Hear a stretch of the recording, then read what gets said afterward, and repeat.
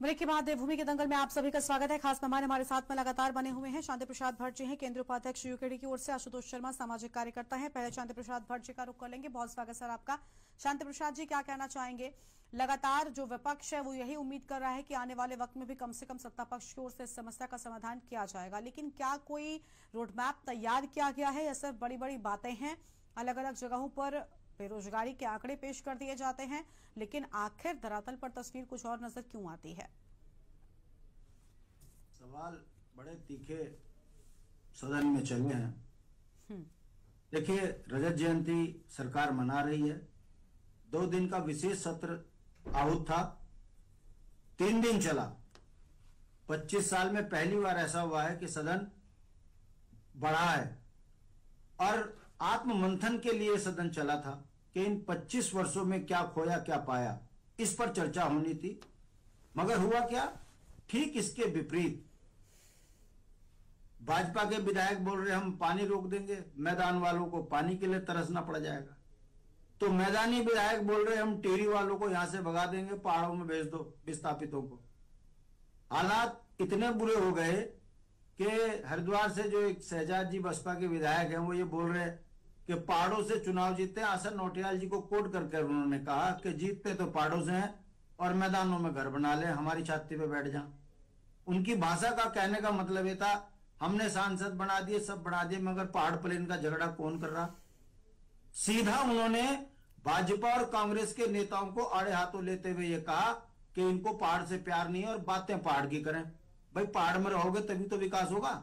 उनका कहने का मतलब बड़ा स्पष्ट था कि पहाड़ की उपेक्षाएं दोनों राष्ट्रीय पार्टियों ने की है और मैदान में आके घर बना रहे और फिर मैदान वालों के सवालों का जवाब नहीं इनसे बना।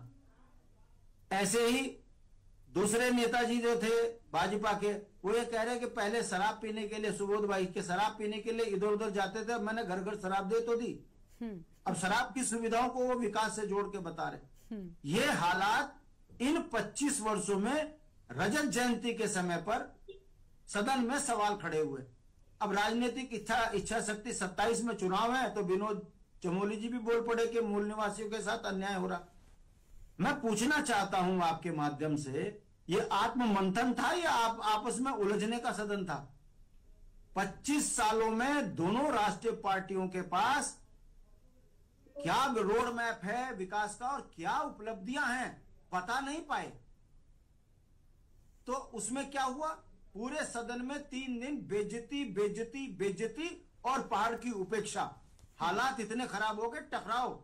बताओ, मैदान से आवाज आने लगी कि अगर हमने यहां पर बॉर्डर सील कर दिए तो पहाड़ के ऊपर लोग भूखे मरेंगे। ऐसी भी बातें जो है सोशल मीडिया पे चल रही है। तो ये आत्म मंथन इस बात का था। कहने का मतलब है, जिस राज्य का पलायन आयोग पलायन कर गया हो पौड़ी से, तो शहजाद जी ने सही तो कहा है। मगर हम शहजाद जी की इस बात से बड़ी आपत्ति है, उन्होंने टिहरी के विस्थापितों को कहा कि इन्हें पहाड़ की तरफ भेज दो। ये घोर आपत्ति है। ये टकराव उत्तराखंड की राजनीति में ठीक नहीं है। बहुत ही शर्मनाक बयान था, दुर्भाग्यपूर्ण बयान था। उत्तराखंड के अंदर हर आदमी इस गुलदस्ते के अंदर उसकी जरूरत है। गुरुकुल नार्सन से लेके बद्रीनाथ तक की परिधि में रहने वाला हर आदमी उत्तराखंडी है, पहाड़ी है। मगर ये नफरत की राजनीति अब हिंदू मुस्लिम के बाद आपस में झगड़े भी शुरू इन्हीं राष्ट्रीय पार्टियों की गलत नीति के कारण हो गए।